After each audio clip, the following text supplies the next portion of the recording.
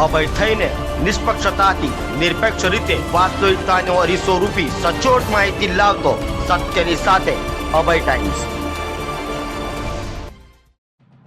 સુરતમાં ફરી હત્યાની ઘટના બની હતી। અમરોલી ખાતે કોસાળ આવાસમાં ચપ્પુના ઘા મારી પરપ્રાંતીય યુવાનની હત્યા કરાતા પોલીસ દોડતી થઈ ગઈ હતી અને ગણતરીના કલાકોમાં હત્યારાઓને ઝડપી પાડ્યા હતા। સુરતમાં રોજેરોજ હત્યા સહિતની ઘટનાઓ બની રહી છે, ત્યારે અમરોલી વિસ્તારમાં આવેલ કોસાળ આવાસ ખાતે રાત્રે ખૂની ખેલ ખેલાયો હતો। બે સમયે સંદીપ નિષાદ નામના પરપ્રાંતીય યુવાન પર ચપ્પુના ઘા ઝીંક્યા હતા, જેથી ગંભીર હાલતમાં સંદીપને સારવાર માટે સ્મીમેર હોસ્પિટલે ખસેડાયો હતો। બનાવની જાણ થતાં પોલીસ પણ દોડી ગઈ હતી, તો હોસ્પિટલના બીછાને ટૂંકી સારવાર બાદ સંદીપનું મોત નીપજ્યું હતું। હાલ તો અમરોલી પોલીસે હત્યા કરનાર હત્યારાઓને ઝડપી પાડી સળિયા પાછળ ધકેલી દીધો છે।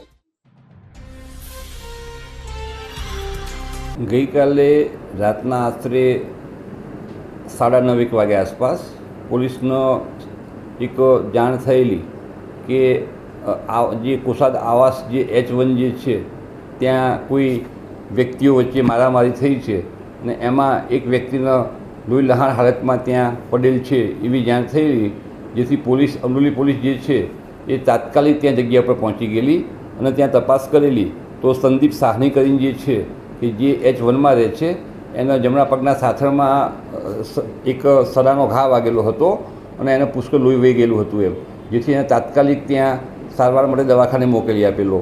તો ત્યાંથી જે એને ત્યાં સારવાર અર્થે પહોંચે એ પહેલાં જ એનું ત્યાં રસ્તામાં મરણ થયેલું અને પોલીસે આ બાબતે જે મરણ જનાર જે છે એ બાબતે ફરિયાદ લઈ અને જે મારવાવાળા જે હતા એ ચિરંજીત શર્મા છે અને રોશન સાહની કરીને છે।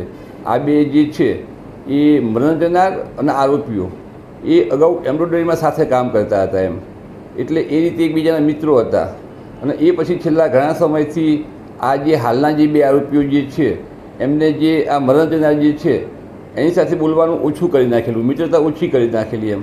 એના કારણે આ જે મરણ જનાર સંદીપ અને આરોપીઓ જે છે એમના વચ્ચે અવારનવાર નાના ઝઘડા અને બોલાચાલી થતી હતી એમ।